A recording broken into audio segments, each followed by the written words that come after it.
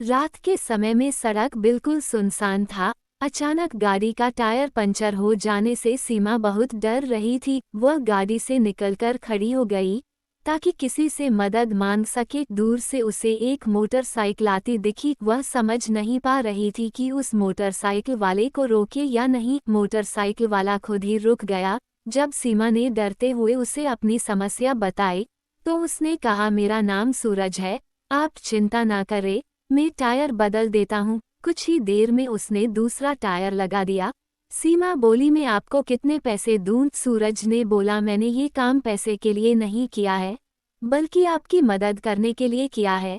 जब मैं मुसीबत में था मेरी भी किसी ने मदद की थी। बस आप भी जब किसी जरूरतमंद को देखे तो उसकी मदद जरूर करिएगा। सूरज अपने रास्ते चला गया और सीमा अपनी गाड़ी लेकर आगे बढ़ गई। कुछ दूर जाने पर सीमा को एक पेट्रोल पंप के पास एक छोटी सी चाय की दुकान मिली तो वो चाय पीने के लिए वह रुक गई। उस चाय की दुकान को एक युवती संभाल रही थी जो गर्भवती थी।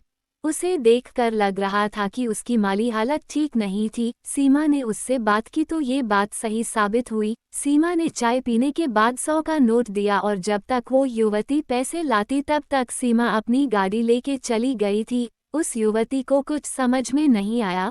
उसने देखा कागज के एक टुकड़े पर सीमा कुछ लिखकर 500 रुपये के 4 और नोट छोड़ गई थी। सीमा ने उस कागज पे लिखा था, जब मैं मुसीबत में थी तब किसी ने मेरी मदद की थी और अब ये मेरी तरफ से मदद समझना। वो युवती जानती थी कि उसका पति किस तरह दिन रात मेहनत करके अपने बच्चे के लिए पैसे जमा कर रहा है।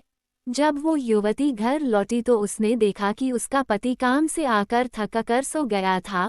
उसने अपने पति के कान में धीरे से बोला, आज मेरा दिन बहुत अच्छा बीता। इस कहानी के पढ़ने के बाद हमें यही समझ में आना चाहिए कि हम कोई भी काम कर रहे हो, कितने भी सफल हो, पैसे वाले हो, फिर भी मदद की जरूरत सबको होती है।